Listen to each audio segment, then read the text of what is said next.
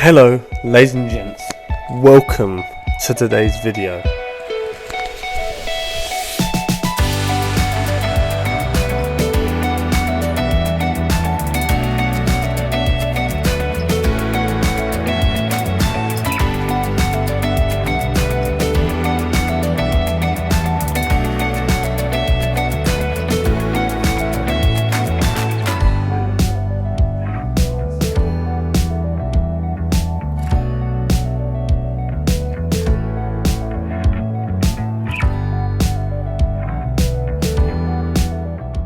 Today I am going to be talking about an amazing summer, an amazing 2022 I've had so far, where I have just attempted to climb Mont Blanc. Now this trip has had to require an awful lot of dedication with time, money and courage. So get a cup of tea, sit back, relax. This is my Mont Blanc story.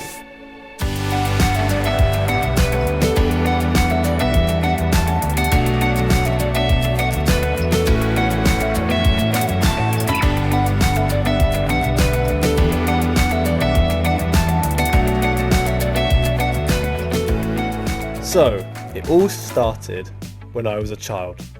I won't go that far back. I've always had a fascination about mountains and climbing mountains and just seeing how far I can take myself up terrain and just life in general, to be honest. Mont Blanc has always been on my mind since a young child, to be fair. I was looking to climb Mont Blanc even as a kid, but obviously I couldn't financially support myself. I didn't have parents who were particularly interested in mountains either, so it's kind of all been a bit of a self-desire for me personally. And back in the time where I was looking at Mont Blanc for the first time, I was in secondary school, and I wasn't exactly having the best time there, and I don't want to get into it too much, but I was really struggling with self-esteem and self-confidence. And I was thinking this could be a great way to, in the future, just prove to myself that I was strong enough and capable, basically do whatever I want and to dream and to reach goals and to dream as much as I want. And I know Mont Blanc to a lot of people might not think be the most ambitious, crazy dream, but to me it was. And from a child it's always been. So it does actually have quite a deep meaning for me, the mountain in general. I wanted to do some preparation because I remember talking to an expert mountaineer. He was suggesting me to do certain courses to get me ready for Mont Blanc. I decided to basically do a lot of research on what kind of skills do I need to climb Mont Blanc. He suggested, first of all, do a navigation trip to really, crack down on your navigation skills just in case of an emergency. So I went up to the Peak District back in November, and I did a navigation course for I think 3 days.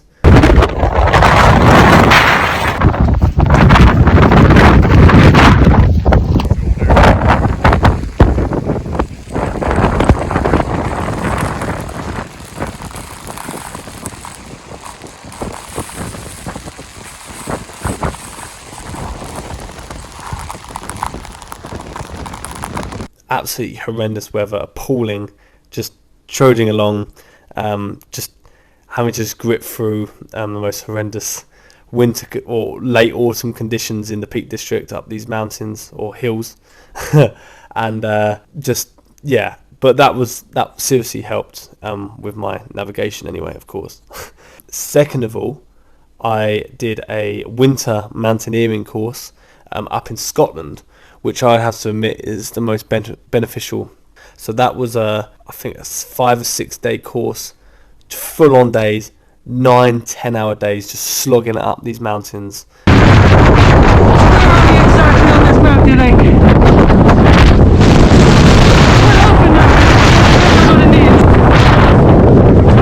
Does that mask thing, does it help a lot? Yeah, it does. I get really dry lips otherwise, and my nose runs all the time. So this just prevents me drying out a little bit. I didn't know you took COVID so seriously.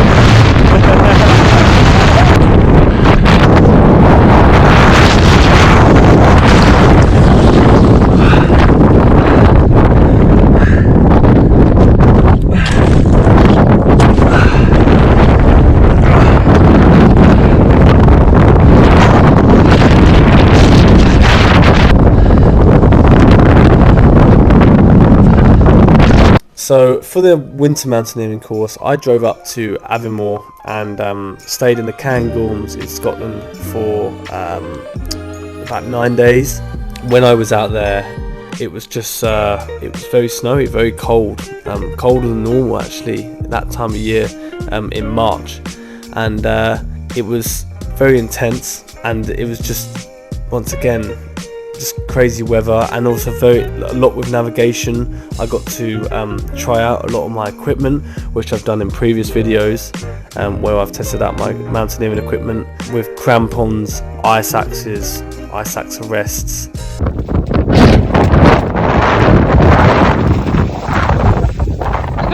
Epic!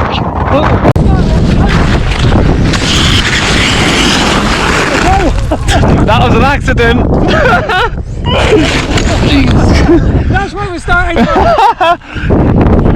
Also, like walking poles, loads of different additions to what normal walking or hiking relates to. So I managed to try and use a lot more equipment, and I got a gist for what Mont Blanc would be like, and it was absolutely immaculate preparation for it. To me, the only thing that it didn't have is altitude. It didn't have much altitude. You're getting up to over 1,000 meters, but compared to Mont Blanc, that's not quite enough. Apart from that, pretty exceptional training, I have to admit.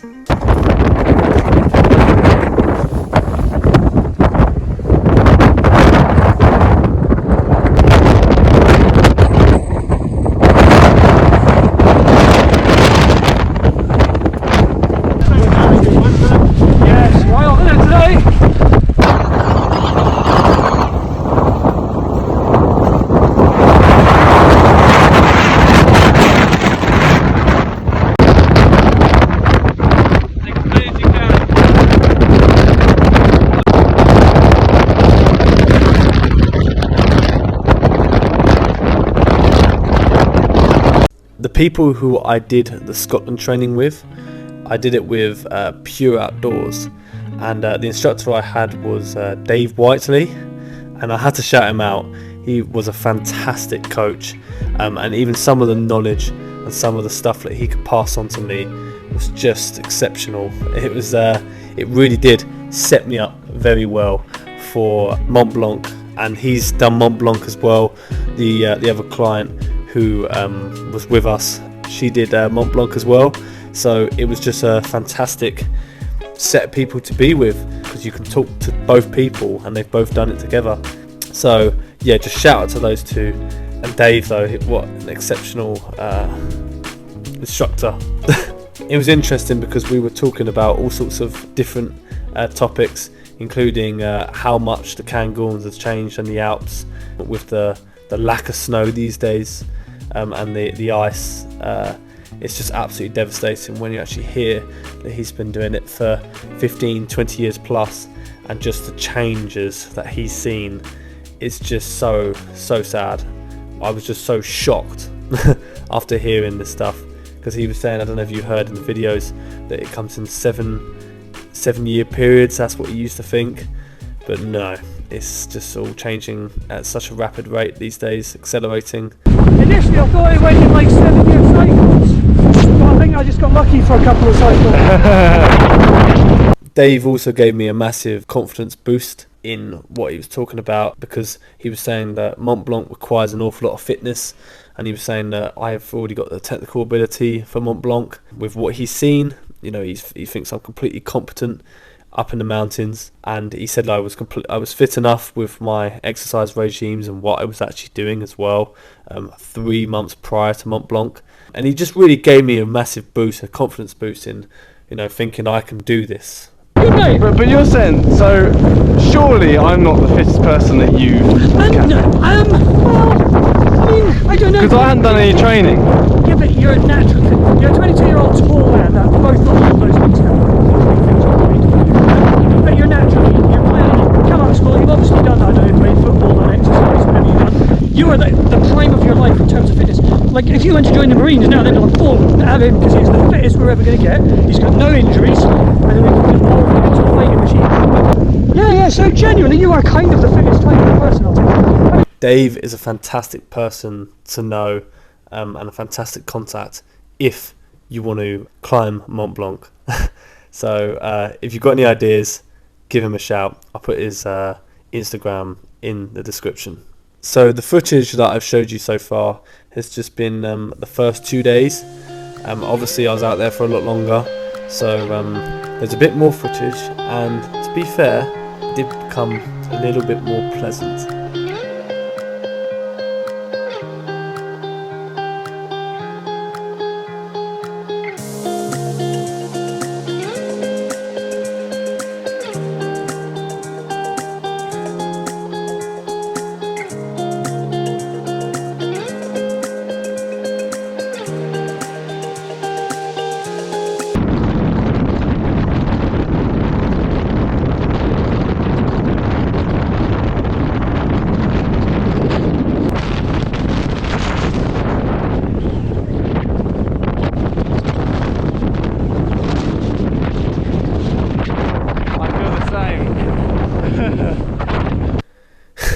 Here is my live reaction of when I finished the course.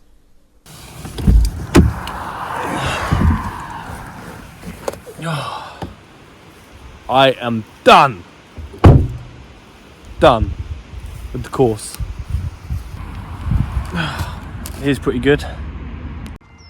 Every single time I come to Scotland, every single time.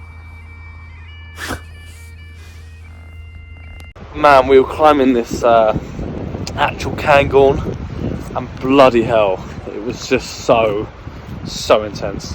So that was definitely the most intense day and the hardest day. And I'm not gonna lie, I was getting close to having to pull my hand out because my blisters were so bad that day, horrendous. And my knee, I was getting knee pain, and I wasn't using poles, so that was just really harsh. And that evening I was so fatigued, and I was thinking if I could even continue this course at that point. So what's next? Obviously Mont Blanc is a given. That is probably the next time, realistically, that is the next time I'm going to see snow. It's tough in the southeast, I can assure you, but Mont Blanc is next. He tells me I'm ready for it. I'm competent, fit enough. So I guess we're just going to have to push for that one now. Looking forward to it. It's in June, start of June, very beginning, which is actually really interesting. But how I phase with that one, because that's a proper 4,000er, so that's going to be rough. Well, not rough, it's going to be interesting and exciting, and we'll see how I get on with it. But apart from that, not really much more I have to say with this. So thank you for watching the videos. Peace out. As you could tell from the footage, I was feeling strong, confident and ready to tackle Mont Blanc.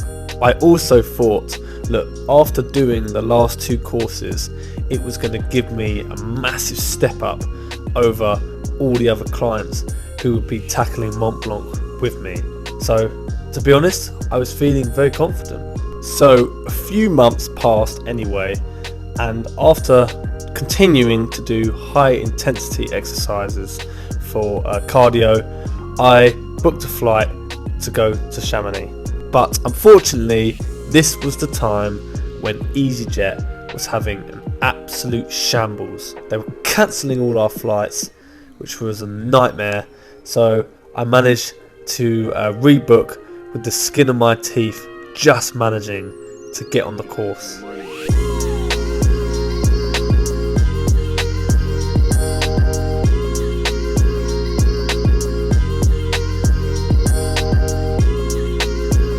So yes, we have arrived here in Mont Blanc, and it is miserable. So right now, horrible weather, but excited. Going to be meeting up with the folks who I'm doing the course with, and I've heard that they've had an absolute shocker, some of them coming from up north like Manchester and Liverpool, where all their flights have been cancelled because EasyJet and all these local flights are having these issues at the moment with staff. So very privileged to be here right now. Just gone to get some food because I haven't eaten in about 6 hours, and everything is shut here. And this is the main high street in Chamonix. So, a bit confused.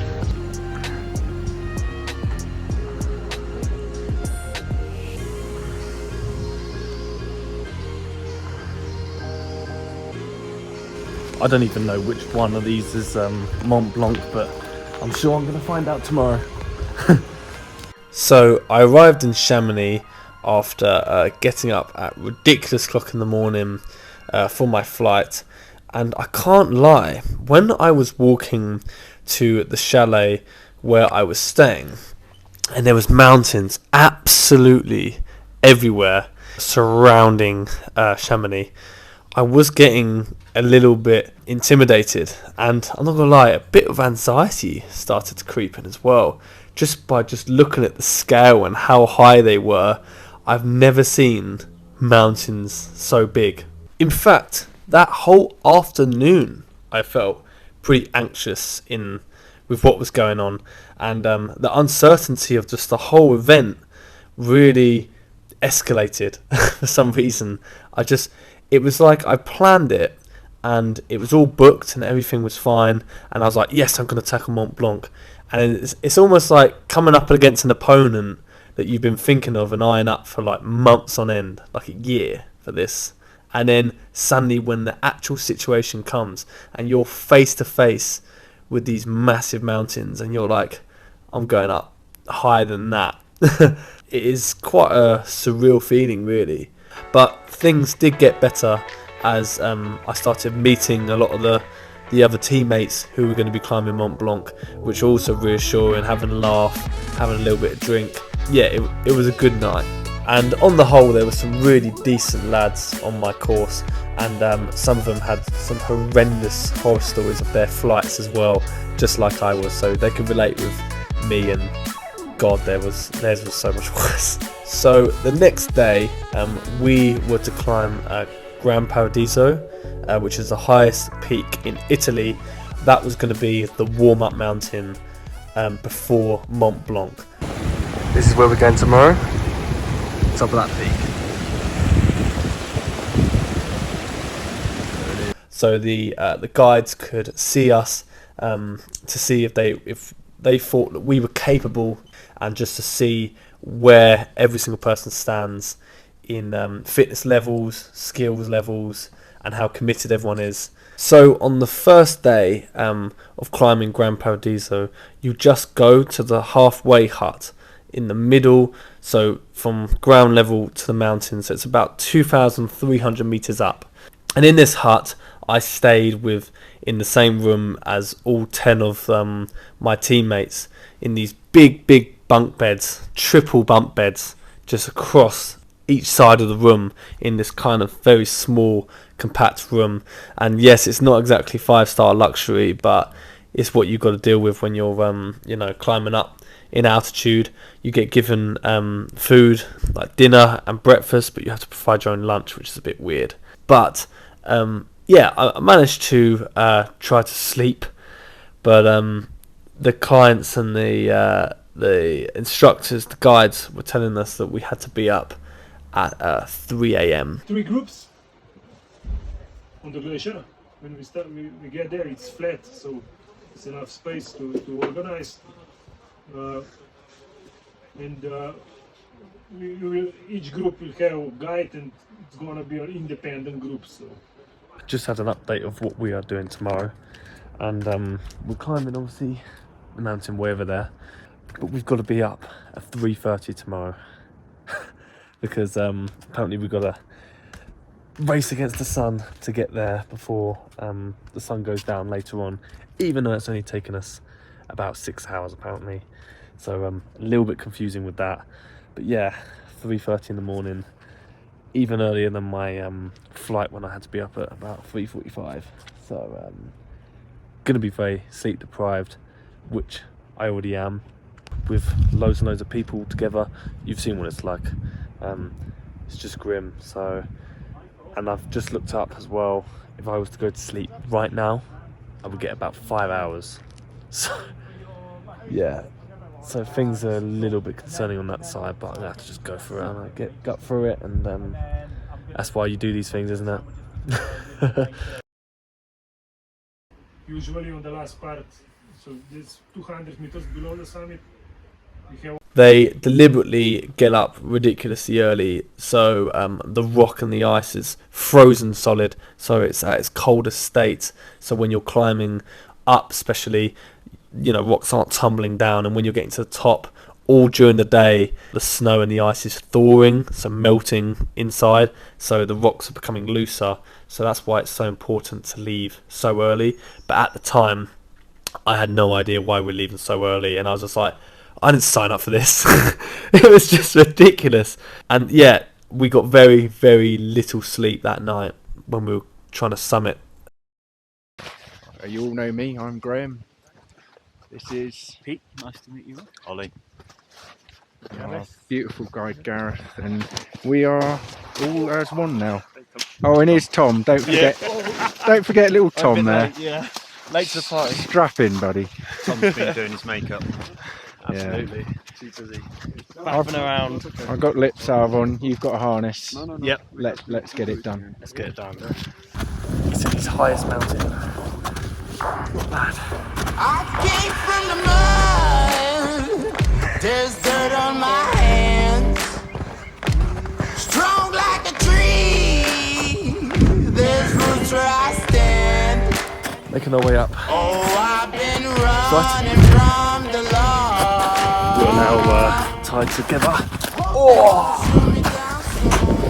on these ropes here, and it's all very regimented now, single file.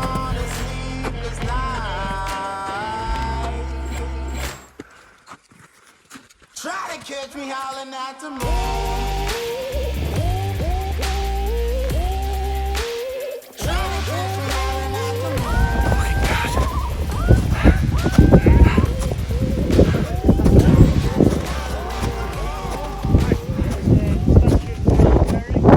Wow. And when we were climbing Gran Paradiso, it was a decent mountain to climb. It's good challenge as well. But when we started getting high, the wind really started to pick up, and the visibility just dropped. We just could barely see much at all, and there were just sheer cliffs everywhere. I got some GoPro footage to prove I'm not lying. Roll the film. Your mum's gonna see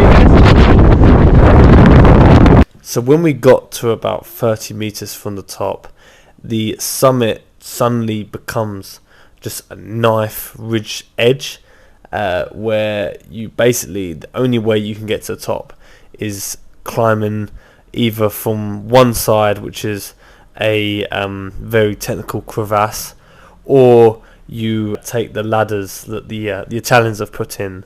And we took the ladders, as you can see in the footage. Yeah, it's a pretty straightforward climb up to the top of the summit.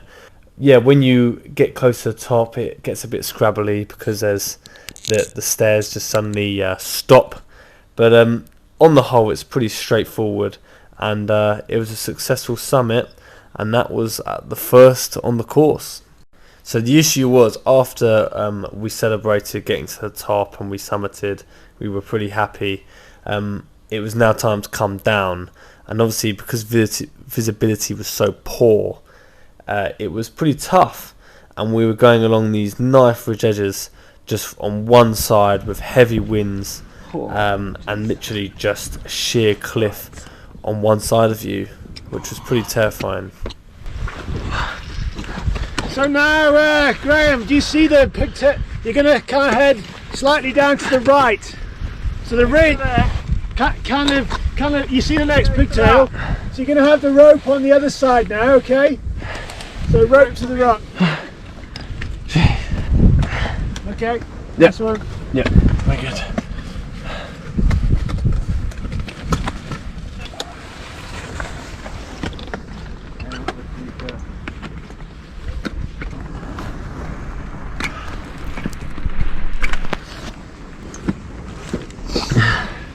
You good, Pete? Yeah, I'm just going to get this through. 4822.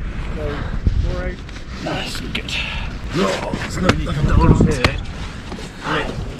Okay, when you come across here, flip the cables that's on your left hand.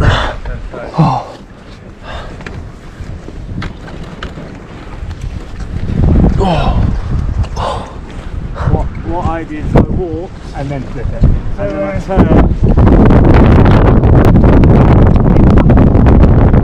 But after about half an hour of this, it eventually calmed down, and we managed to get back onto flat ground. And we were walking down, the ascent was absolutely fine, but because of the snow's been thawing all day, hence why we left so early, it was becoming disgusting and very, very boggy. So boggy, in fact, that the whole team was just continuously getting stuck. And after walking hours and hours and hours and getting up at the crack of dawn, it was really the last thing we needed. Absolutely exhausting to get to the back to the hut, but we finally made it, and I attempted to get some shut-eye, which didn't work out at all. Yeah, altitude-wise, it was okay, and I didn't really, feel the altitude that much until I checked my pulse when I was trying to get to sleep. And it was a really weird one. And when I mean a weird one, I really do mean quite strange. So I've tried to get to sleep at about 10 o'clock, and I woke up at about 1 o'clock after the day of summit. And everyone thought that we were all going to sleep like a log, but oh no. I wake up, and it's a strange sensation. I just feel my heart just pounding. I don't know if it was just from the day of what we were doing, but I checked my pulse like this, just put my two fingers on my neck, and it was pounding. My heart was pounding in the middle of the night. Okay, and it was so weird, and I just felt like I couldn't sleep after that. And I was trying to calm myself down, taking deep breaths, but it just wasn't working at all. And it was a really, really strange one. And I kept saying to everyone, I'm not being affected by altitude, because people kept saying that they were having headaches, and I was like, no, I'm fine. Until I discovered that. And I was like, yeah, maybe this altitude game is a bit different to what I thought. So anyway, after another night of not much sleep, you join me on day 3. Day 3, and we've already climbed the highest mountain in Italy now, and we are moving on, going down back to Chamonix. But we're still buzzing from yesterday. 6 hours climbing up to the top, and then probably about 5 hours down. So it was a lot of walking yesterday. 3:30 start, so it's just a bit taxing. But happy we did it. It's good practice for Mont Blanc, and climbing the highest mountain in Italy, you can't complain. And I just can't get over this place here. It is just, what a location to have like a hut like this. They give you 3 courses every single day. Two courses, breakfast and dinner. You stay in the place where I showed. But yeah, you really can't complain compared to the altitude. It's almost 3,000 meters up. So not a bad location. Anyway, we are moving on, and Mont Blanc is next.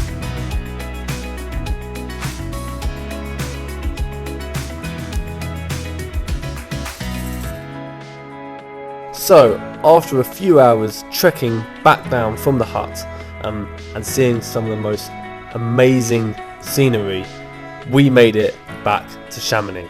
But almost immediately after we arrived, we got called in for yet another briefing. Right, we have made it back to Chamonix, back in the chalet, and we just got a briefing for tomorrow. When they called us in, it was a little bit depressing, because they said that it's going to be 50-mile-an-hour winds at the top on the summit of Mont Blanc, and they said that there could be a potential storm making it up to one of the huts on the second day. So that's the biggest concern. So the main lead guide called John from Mont Blanc Guides, he basically said that it's going to be about a 50-50 chance of climbing to the summit. And I was thinking about it. I'm going to be absolutely gutted if we don't make it. But once again, only time will tell, and the guides are going to be obviously doing their absolute best to try and get us up. And it's basically, we are asking for the mountain's permission. We have no control, especially as a client, we have no control over the situation. The other thing is, I really have been lacking a lot of sleep. Last couple of nights, just been terrible sleep, because I've just been in these big old rooms with a lot of people, and it's just been very overwhelming. On top of altitude and dehydration, this has really been mentally and physically very, very tough. So the deprived sleep, the lack of food, good quality food, and also the uncertainty is causing an awful lot of stress. And to hear that I'm obviously going to have to go through it all over again at a more extreme level is not the most comforting thought in the world right now. I just hope we can get to the top, and then, you know, it'll be over. It's what we have to do, and if the mountains were easy, everyone will be doing it. So that's why it's a challenge, and that's why I'm here. For tomorrow as well, I'm gonna have to be up at 5 o'clock, which is once again brutal. Yeah, 5 o'clock. I'm not gonna lie, I was a bit down in the dumps with the whole situation, with the bleak weather forecast over the next couple of days. But after then, I went back down to Chamonix and got some very decent grub, and suddenly I perked up. Strap your seatbelts in. It's going to be a tough one. Going up there tomorrow. Come on! Look, like this guy. Back in 1740. Well, that was when he was born actually, so not quite. Go. The moment we've all been bloody waiting for. Literally about 12 hours, or less than that actually, until I start climbing. But I was going to take a minute because I've booked this course almost a year ago now, and it's just been so far into the future in my calendar. It's like I was just forgetting about it month after month, and so now I know it's actually a reality, and I've already climbed the mountain, and I'm about to have my first ascent on the mountain tomorrow. It's quite a surreal feeling. I mean, I'm not that old, but I've had this mountain on my mind for probably almost 10 years now, since I first went to Lake District when I was about 13. So it's really been in my mind since then, and something I've really wanted to climb for a long time. So just that it's going to be happening tomorrow, it's quite surreal. So I'm not going to lie, what an opportunity this is. Amazing, isn't it? One of the main perks of being young and single. Getting a little bit better now I've had some food and digested it and stuff, to feel a bit more human. So yeah, I'm ready to just smash the day tomorrow. Can't wait. So after another night of not much sleep, we were getting ready, and we were suddenly told that the train line that we were going to be going up Mont Blanc had broken.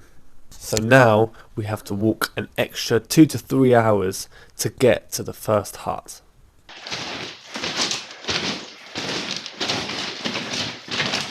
So on that first day of the ascent on Mont Blanc, we ended up walking over 7 hours. But it was what happened in those 7 hours which was the real issue. Because the train was broken, the guides split us all off into groups of 3 to 4. So there were about 3 groups of 3 people. But the issue was, I was in the fast group, which is all okay, but we heard that there was going to be a storm that was happening, forecasted in the afternoon. So we were told that we have to be at this place called the Tetrus Hut at a certain time in the afternoon. Otherwise, we would be caught up in the storm. Because of lack of transport, our team left much later than the other 2. So we actually ended up being an hour apart from the next group. And with no exaggeration, I honestly believe that this was one of the worst 24 hours of my life. So picture this. We were walking up this massive crevasse, going over this hill, and it was very, very warm, very hot. There was snow around, but because we'd been walking at such a pace, because we heard there was going to be a storm, we were in quite light clothes. I was just in a light coat, no gloves, nothing, just one layer of trousers as well. So we look up and we see a hut way in the distance, and the guides tell us that's the Tête Rousse hut. That's the hut that we need to get to before the storm comes through. And when we're walking up this massive slope, it apparently is going to be about an hour until we get to the hut. And from the very top, or halfway up, you can see the slower groups making their way up.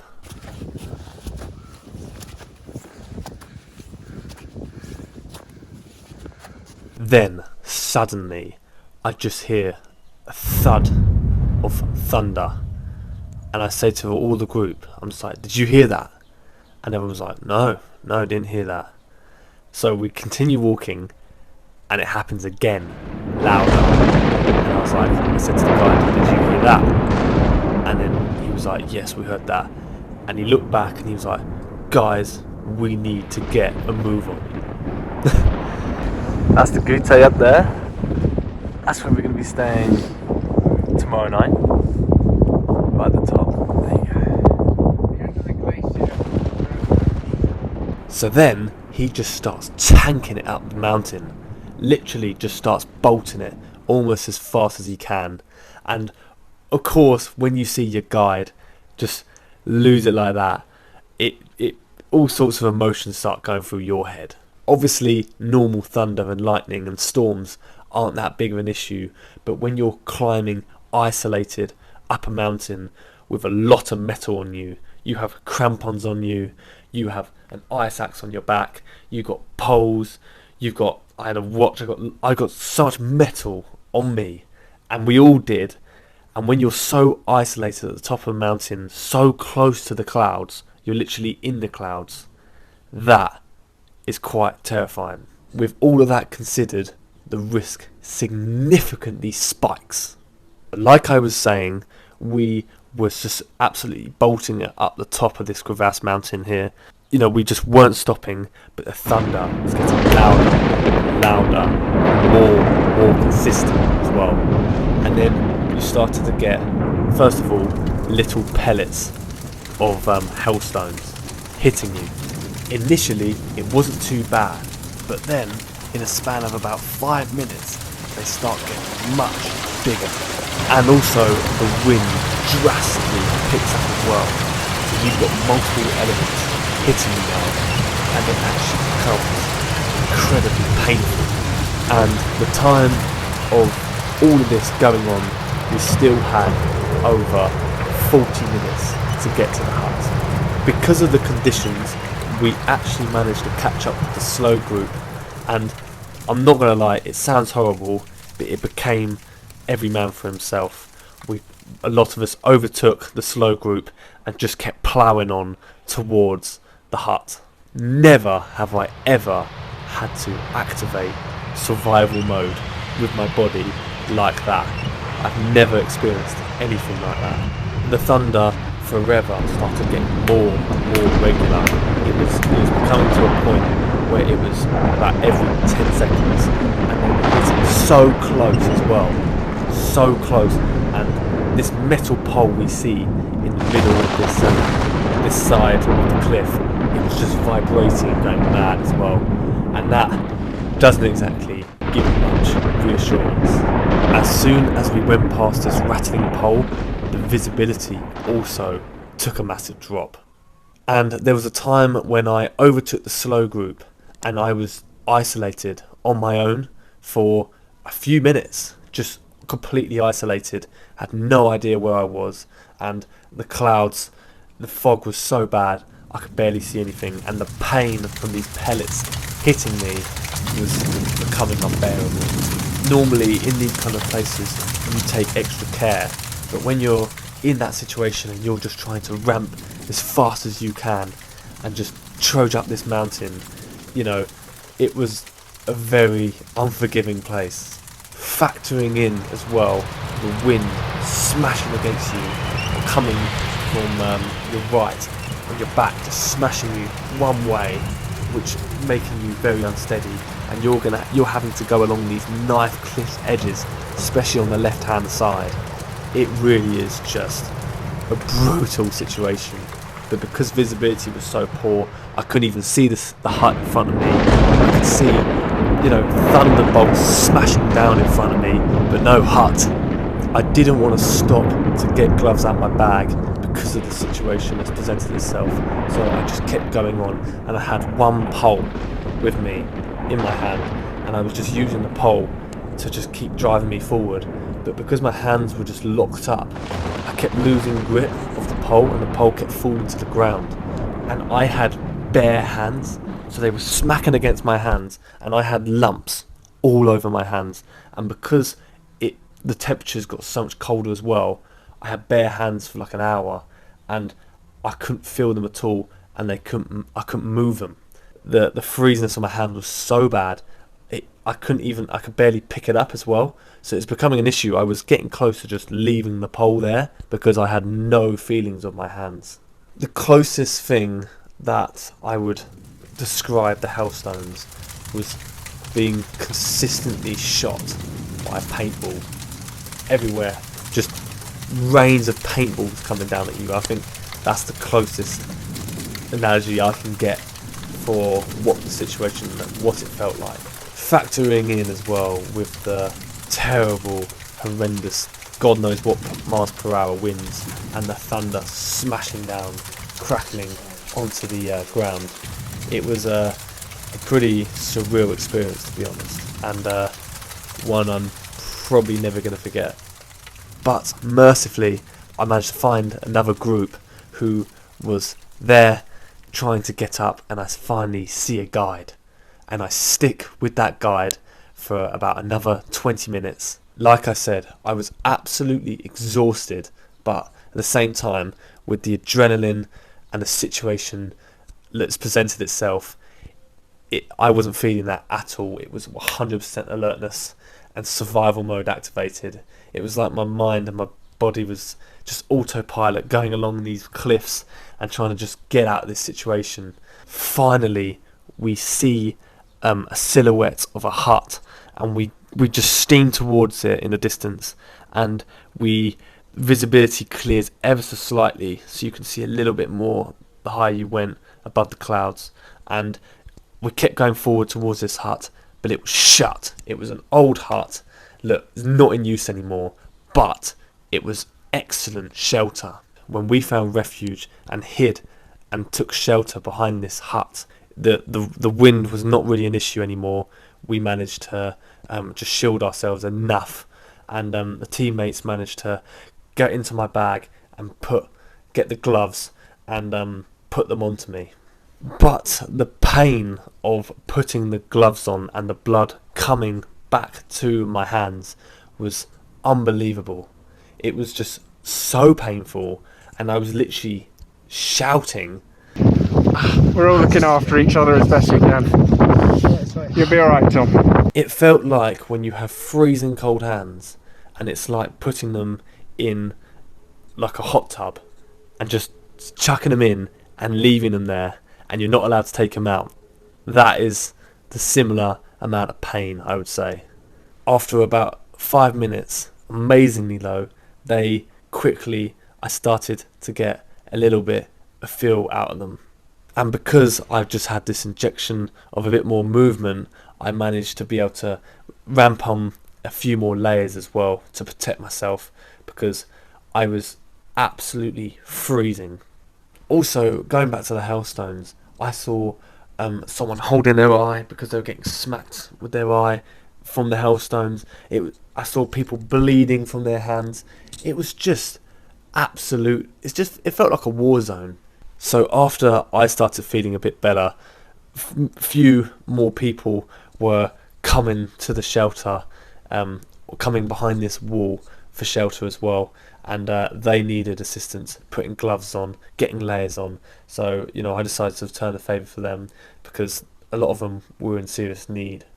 So after about half an hour of standing behind this hut wall, the storm suddenly just massively calmed down. The wind dropped, the thunder started to slow down.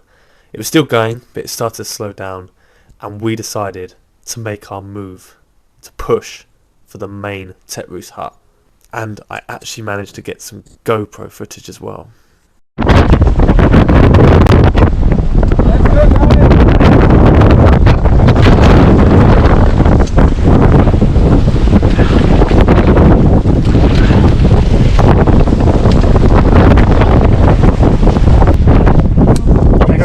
Hood up. Sorry? Hood. Oh, yeah, give me a second. Come on, it doesn't get better than this. Let's go. Who's on the rope?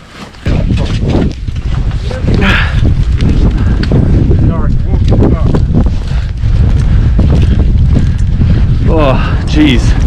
What we just went through is unbelievable. I can't believe it.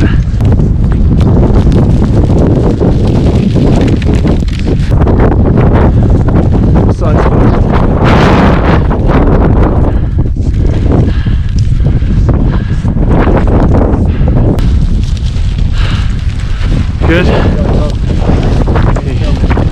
Yeah. Quite a special event, huh? Climbing the beautiful Mont Blanc. Definitely worth it. Crazy bunch of motherfuckers. We are a crazy bunch of fuckers.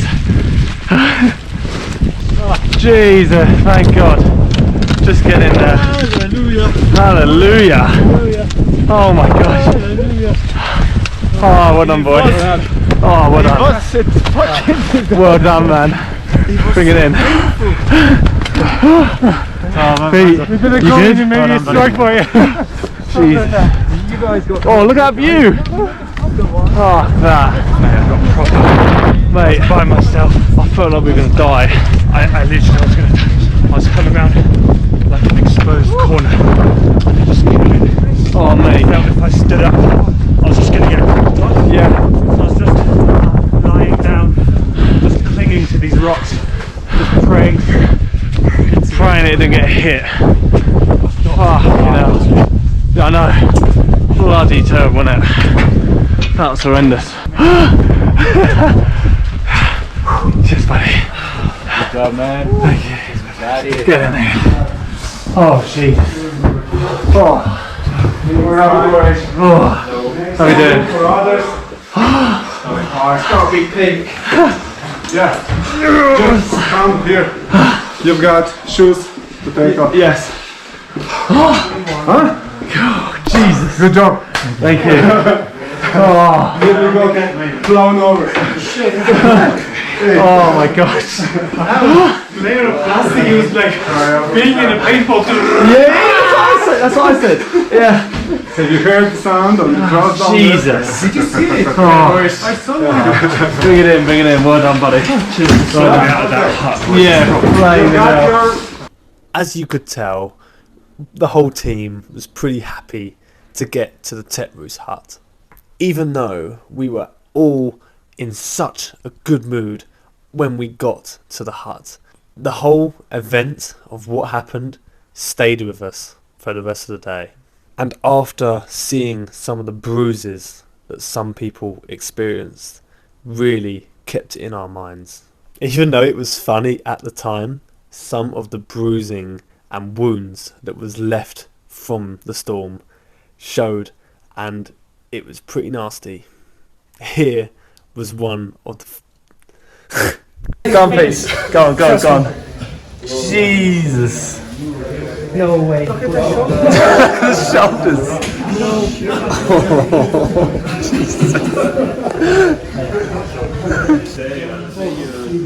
Jesus, I'm going to need a coffee after that. That was fucking unbelievable. Honestly. Cannot even make that one up. That was a life lesson, wasn't it? Yeah, we are small. We are insignificant. Brutal. I mean, when we... This is the thing, it changed so quick. Because when we were going up, it was fine, wasn't it? Like, Well, we put our with waterproofs t-shirts on, on. a little shower. Yeah. And I thought, and then it cleared up, and we thought, oh, why did we bother with them? Yeah. But and then we obviously you heard just a little bit of thunder, didn't you? Yeah. And we were like, no, we're going to make a And move. I made a joke about my arse. And Yeah, you made a joke about your arse. And then there was another one a bit closer. And then suddenly, boom. And then, kicks off. somebody broke a beanbag. That was the little hail. Oh right, yeah. And then it got bigger and bigger And it got bigger and bigger, about and then almost the size of this. big enough to bruise. Paintballs. Certainly stingy. Yeah. Especially when you only have a shell jacket on. Fuck off, you cunt. Oh, fucking hell. Yeah.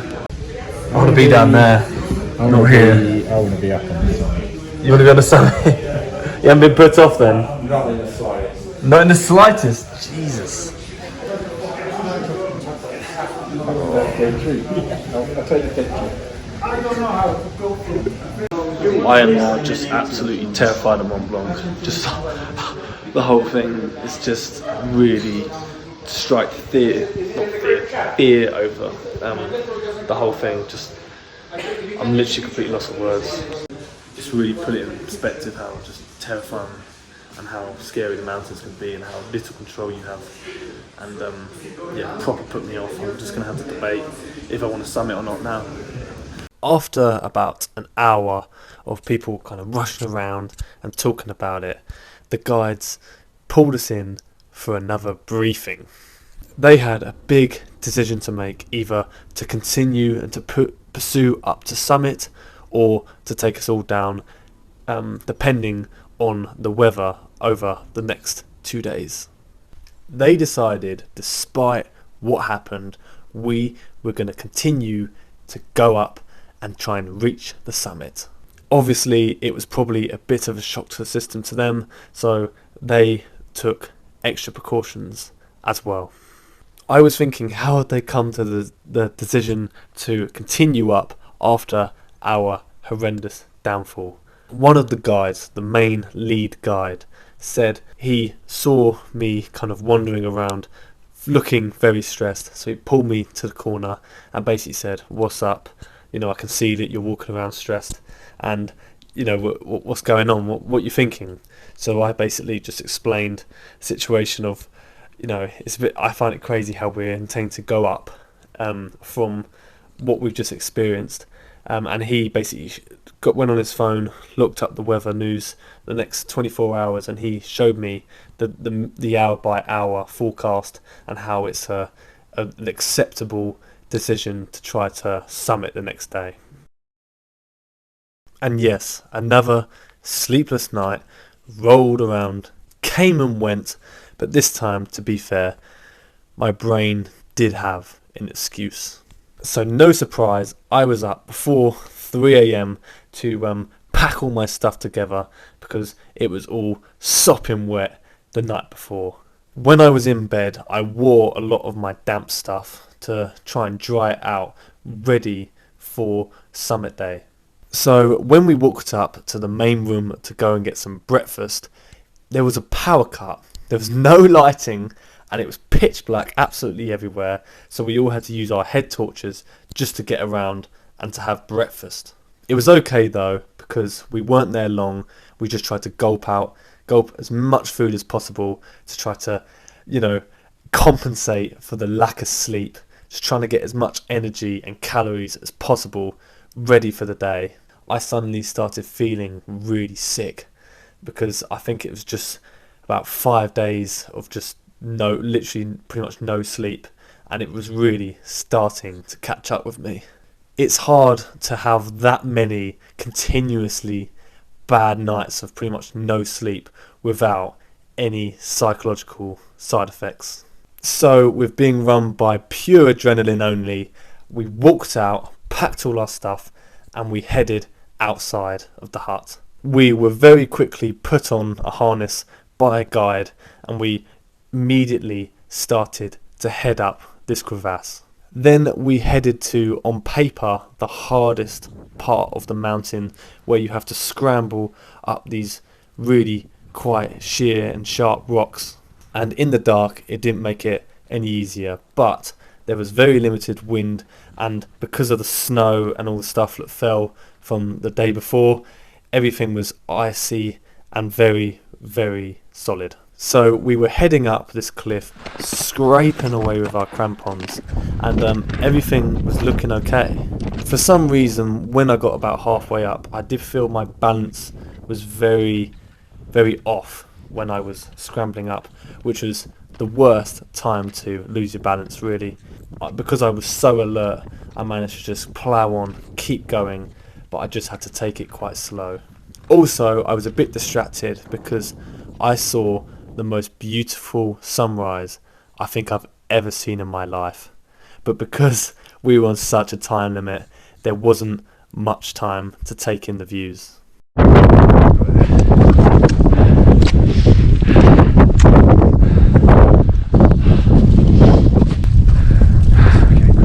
This is incredible, isn't it? What's the time, do you know? Don't know, mate. Don't know, don't care. It is 7:15. So we've been going for 2 hours, and they said it could take 2 hours from there to here. So, up we go.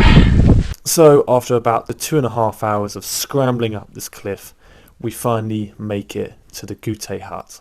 When we got to the Goutte hut, I was pretty mentally and physically exhausted, even by doing 2.5 hours of work. Then we had to take a break because suddenly the winds started churning around. It really picked up. So we stayed in the hut for a couple of hours to wait it out and hope that the wind got better, which it gave me the time to get and graft a little bit of energy out and eat some food to go again. So a few hours passed, and the guides realised that our weather window was not as good as we once thought. I know conditions weren't ideal, but the guides understood just how far we've all come to get to this stage, so we decided to go for it.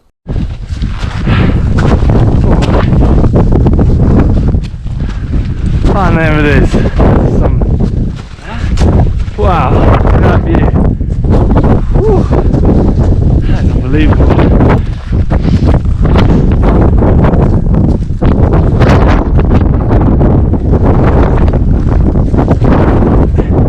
So a few hours passed walking through these massive white glaciers that are just huge.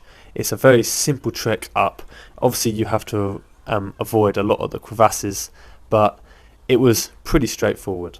When we were walking up these massive glaciers, the wind was really bad, and one of the guides, so the lead guide, and also a few guides who weren't on the trip, were researching the weather, and they saw at 4,500 plus, so 4,500 plus, the winds were about 50 kilometers per hour, or even potentially 60, which would be enough to knock us off our feet. And God, we've already experienced enough of that. It would have been okay if the wind was like that lower down, where we had a lot of leg room to do trial and error.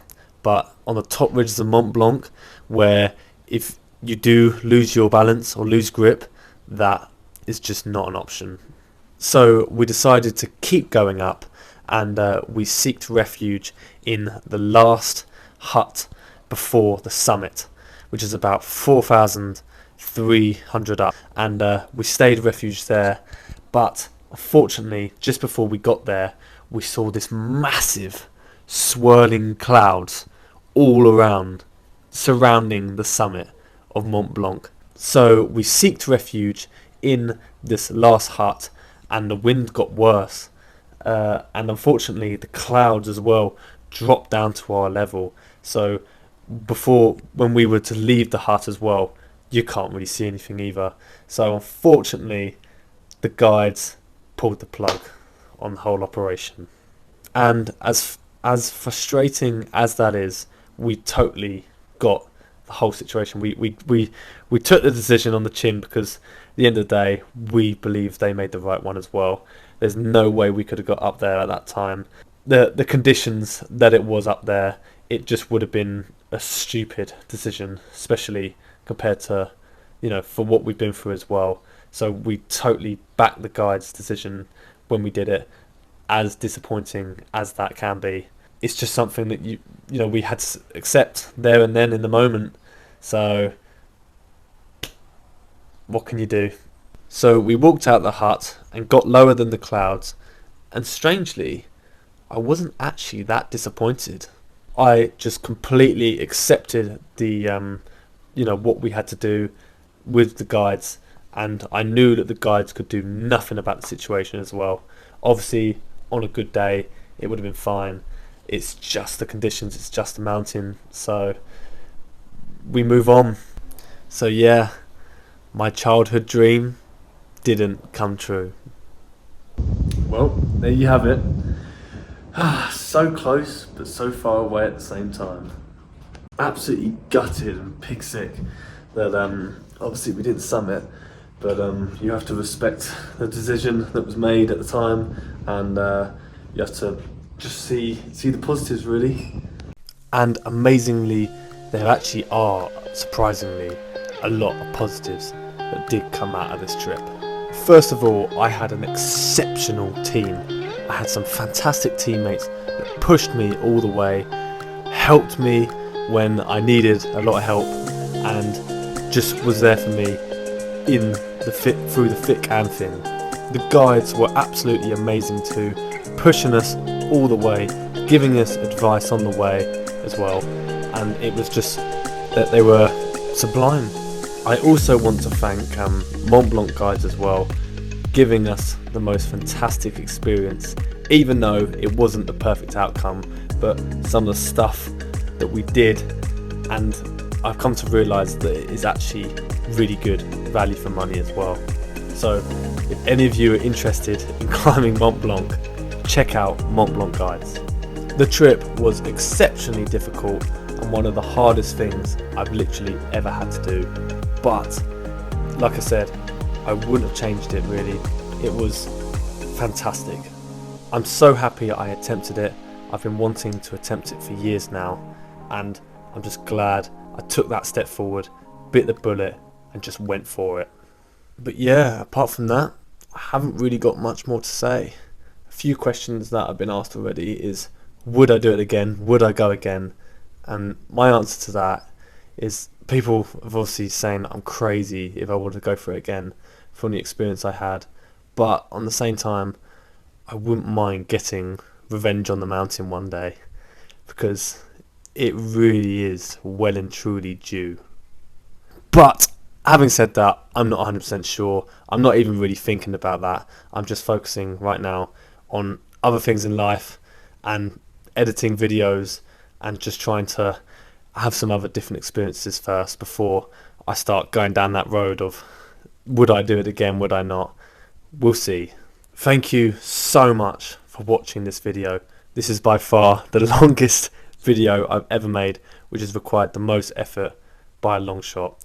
But if you stuck it through, thank you very much. It does genuinely mean a lot. And I want to thank a few other people, but I will leave it on the screen once I've signed out. So thanks for watching again, and peace out.